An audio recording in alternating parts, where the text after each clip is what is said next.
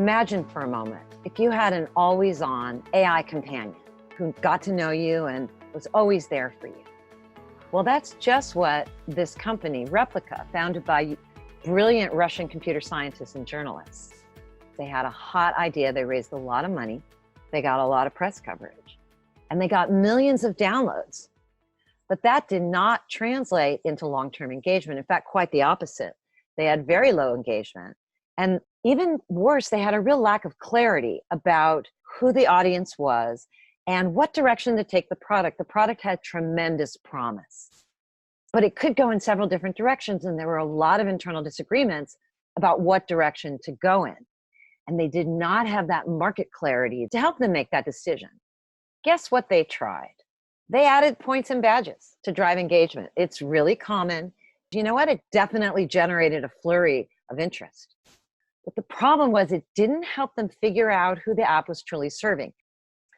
So we looked at all of that and we stepped back and we focused on understanding our hot core super fans. We took a 2-week sprint and then another one, and we really dug in. That was illuminating, to say the least, because one of the biggest problems was it was so suggestive and opaque and interesting that you could read into it many, many different things. Some people thought it was like a friend. Some people thought it was like a therapist. Some people thought it was like a sex robot. I mean, people really treated it very differently. So what we did was dug in and said, what do we want it to be? And what do the customers who are sticking around want it to be? What do they need? So we designed a coherent mental model around that. And then a compelling customer journey to support the mental model. And then we used the mechanics to support that. More on how we did that later. What you're here to find out more about is the #1 gamification mistake that you must stop doing if you want to succeed. I've done this mistake probably more times than I can count. And now I can really spot it and help people avoid it. The #1 gamification mistake that you must stop doing is system-centric progress design. Let me explain what I mean by that. There's really 2 kinds of progress. And as creators of products and game designers and UX designers and experience creators, we all deal with these, whether we know it or not. One is customer-centric and one is system-centric. Let me break it down for you. System-centric progress is what you can measure and create and mold out of clay with the numbers that you get out of your system. And when you're building digital products, it's going to come down to what can I measure and then what can I build on top of what I can measure. So the basis of all of that is going to be your core metrics. That's the very bottom layer in this layered thing. Data generated by customer actions and reactions. The layer above that is progress markers and mechanics. So this is where you see unlocks and badges and levels and progress bars. Now, this is more meaningful than just that core data. This is how you punctuate the data. This is how you start to make meaning out of the data. For instance, if you just have a point system or a metric and you put levels on it, or you have some metrics and you put badges on it, you're starting to make meaning. But you're still designing at the system level. You're still taking what the system gives you and clumping it into groups. It's a fine thing to do, but that's system-centered progress design. Much gamification, not all, but much, is system-centered progress design. That's what Replica was doing. They were really just saying, what can we measure? What can we use to drive behavior? How can we clump this? Let's put it in and see what it does. Now, there's a different kind of progress, which is customer-centered progress.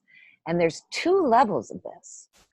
The next level is your mental model or your metagame. Now, you heard me talk about the mental model before. We're going to get more into that.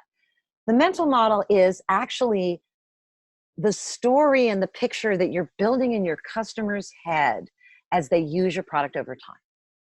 It's not about a story in your product so much. It's about the story in your customer's head. And every product has this, whether you intend it or not. And the metagame is how you make a bridge between that mental model and the more system-centric elements. The metagame is how you create progress between sessions, not just in a session. It's the world you're building. And it's metagame is meaningful progress towards some sort of mastery, not just some points and some badges. And then the highest level is your customer goals and motivation. This is where Monica was talking about business goals. But when you're designing for consumers, you really need to understand the customer goals. A lot of times people that do internal business work are very into business goals. Very important to have your business goals down. But it's equally, if not more important, to understand the end user's goals and motivation. What's their desired outcome? What do they care about? All of that is the customer-centered progress. You can design totally customer-centered without even referring to that more system-centered, right? And that's where you're designing with meaning versus metrics. So let me put it all together for you into a progression layers model. So this is how it works. There's customer-centered progress and there's system-centered progress. System-centered progress is what can you measure? How can you clump it? Customer-centered progress is what is the motivation? What's the mental model? What's the metagame? So here's the surprising punchline. And I learned this after making so many mistakes. You actually do it outside in. You start with the customer goals and motivation. Start there. Get that just laid out. If you don't know it, make a hypothesis. And then you can refine that. And then, so you're starting outside in with the customer-centric design, progress design. But then you also say, okay, now that I know that, what are the core metrics and points that we have access to? What are we going to measure? What is the clay we're going to build this whole thing out of? What are those things? And then when you're looking at that, ask yourself, okay, given the customer motivation, given the core metrics, what's a coherent mental model that pulls this all together? What are 3 different ones that would work that we could test? Think about that early. It's going to save you so much time, so many headaches. And then when you've got that, then you can fill in your progress markers. Those can come last, not first, because that's where your progress markers are supporting your customer-centric design. Now, this isn't lockstep. In real systems, in real teams, especially when there's a deadline, there's a lot of overlap in these steps. But the main point I want to make here is to really do both together and to start by thinking about the customer. Don't end with that. So let me show you how this works in practice. Let's look at Rock Band. That was a game I worked on from the early days. First of all, goals and motivation. The goals and motivation of our early adopters, our super fans, basically to live out a fantasy life as a rock god or goddess. These are people that aren't on the road, but it's really living out this fantasy life within this world. Let's now zoom down into the core metrics. What could we actually measure? Because we were doing this work while we were prototyping the basic game. Well, there's your performance on a song.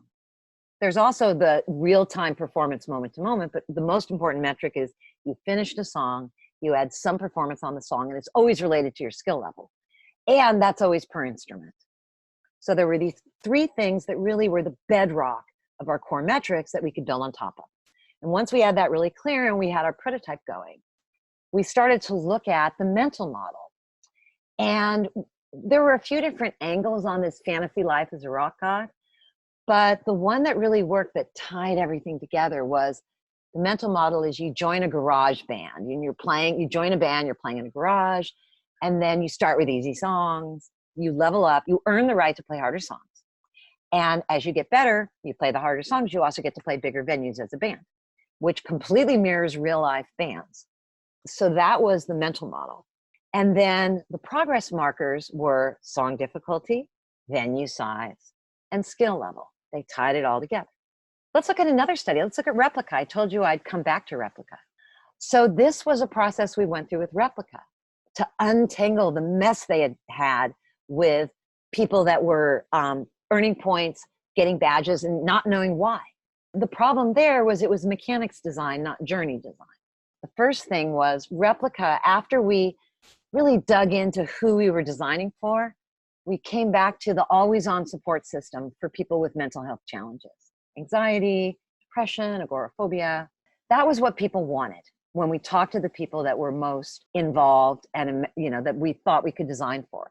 It also overlapped with a business model. There were other potential goals people had, but they didn't make sense for us as a business model. This one did. That's a big part of making this work. All the way down to core metrics. Looking at the goals and motivation along with the core metrics helped us, because the only metrics they were really looking at were these conversations with the bot, but we layered activities on top of that. We realized that we needed something that was chunkier than just this conversation, so we created activities that could be a journey that you could then complete. And an activity might involve several conversations with your bot, but it was an activity and the bot was helping you do it. The mental model, we really struggled with the mental model. I want to reveal that because this is not always easy. We were split. Some people really wanted the mental model to be like a therapist, like a co-therapist or a social worker therapist or someone like that. Some wanted it to be friend. There were problems with both. We ended up with friend, the AI friend who really grows to understand you. For progress markers, we had task completion or activity completion.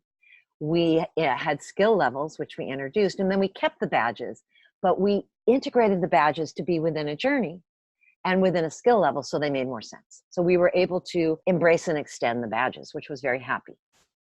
So there's 3 powerful lessons for doing gamification right and for not getting stuck in the dead end of system-centric progress design. Know who you're designing for up front. It makes all the difference. Take the time to find and leverage your super fans. The very best entrepreneurs and people that run startup schools in the world know this. On Rock Band, it was rhythm action game nerds who were comfortable with alpha. On Happify, it was stay-at-home parents who recently left the workforce. And on your project, your super fans are going to be specific to your project in your area. If you want to go after a large market, win the hearts of your early high-need customers first. Second, test and iterate early in rough form. Don't fall into the siren song of seductive mock-ups. When Replica launched and had all those downloads, it looked beautiful, but there was no engagement. Run experiments to find out as much what's wrong with your idea as well as what's right with it. Use the results from those experiments to infuse your product with habits that you can piggyback on. And then build your engagement from the inside out. As the great Kathy Sierra says, upgrade your user, not your product. So interestingly, when you look at hits, Slack started with a stripped down learning loop, not with gamification. In fact, Slack has no gamification, but an amazing learning loop and mastery path. Rock Band started with a learning loop. We refined one song in Rock Band for 7 months before we built out the mastery path. We really had to get that core loop right. Same with The Sims. We ran a year's worth of experiments before we found the core loop that really gelled. So did Covet Fashion, same thing. All of these turned into innovative, worldwide kits. So if you want to build a habit, bring your idea to life with a low fidelity learning loop. Those are 3 powerful lessons that will turn your gamification project into long-lasting engagement for you and for your clients and customers. Are you ready to take your product design to the next level? Our Game Thinking Design Sprint is coming up soon. In this 5-day program, you'll master the 5 steps of game thinking and learn how to apply this powerful system to your own work. This is a hands-on coaching program where you work directly with me, and spots are limited. So grab your ticket now at gamethinking.io/sprint.